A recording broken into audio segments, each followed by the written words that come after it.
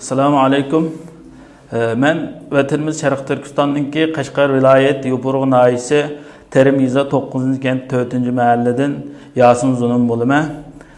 Men necha kundan beri Xitoy hukumatiningki lagerlardagi butun odamni qo'yib etdik.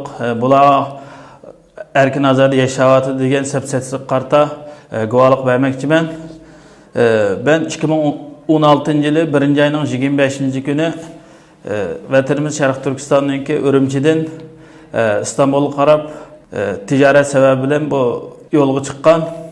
Bu jarayonda vatanni qilib qolgan meningki birinchi darajalik urug' tuqqanlarimdan ma'vo ayolim Arzigul Abduvoyit bo'ladi. Nupus turishlik o'rin Maralli Shinoya bozorlik soqchixona qaraydi nupusi.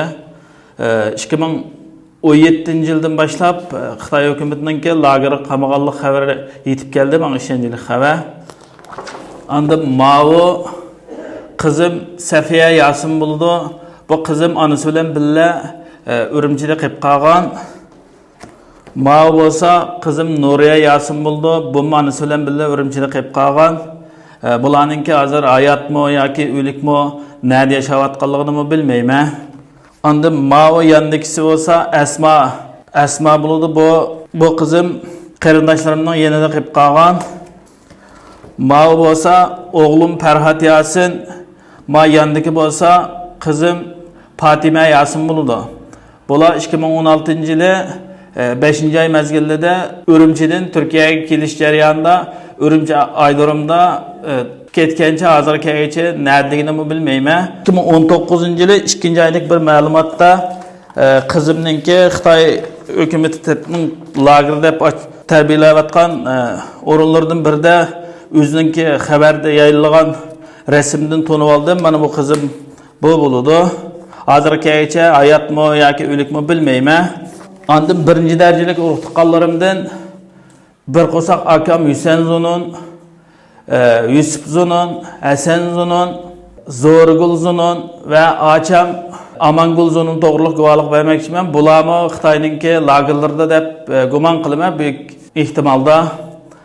Andın aniq xabar olganlarimdan lagerda deb aniq xabar kelganlardan mana o rasmdagi siziqliq bo'lgan Rahman Yusuf bo'ladi. Yana birisi Ma'vo Anvar Ismoil va Anvar Ismoilning dadasi Ismoil Urayim. Bu Anvar Ismoil bo'lsa mening achamninki o'g'li bo'ladi. Bular 2016-yili 5-oy mezgilda Yopurg'un nahiyyasi Bayavat yezisida o'zininki shaxsiy mayzavut bati shu mayzavut haydayotgan o'rindan tutib ketilgan. Hozirgacha xabari yo'q. Men bu guvohlikni butun qarindoshlarimninki hammasiga bir-birlab o'qib o'tay deb o'ylagan.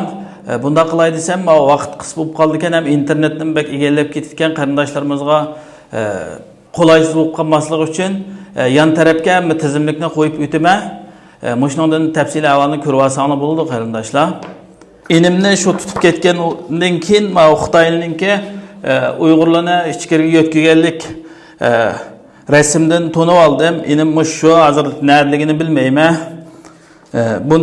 Bundan boshqa yana singlim Zo'rgul Zununninki yo'ldoshi Ablimit Abaydullah.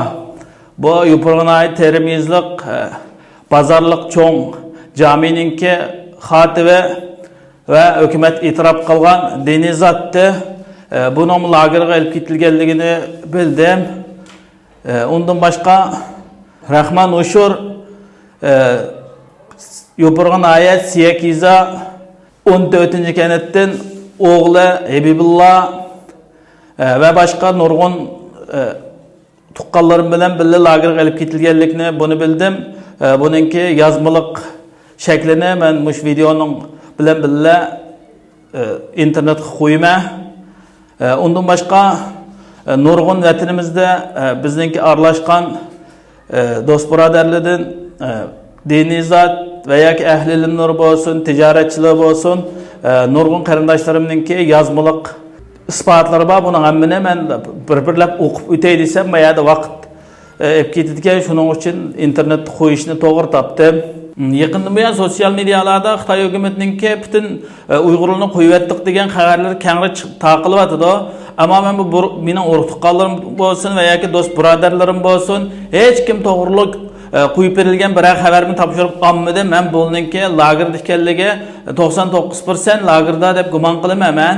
Bo'lmasa jamiyatda bo'lgan bo'lsa, menga urug' tuqqanlarimni ko'rsatgan bo'ladi. Shunga butun dunyodagi inson haqlari tashkilotlari olsun va yoki davlat boshliqlari olsun, mening bu ishimga qarab chiqishni to'yinchilik bilan o'tinaman.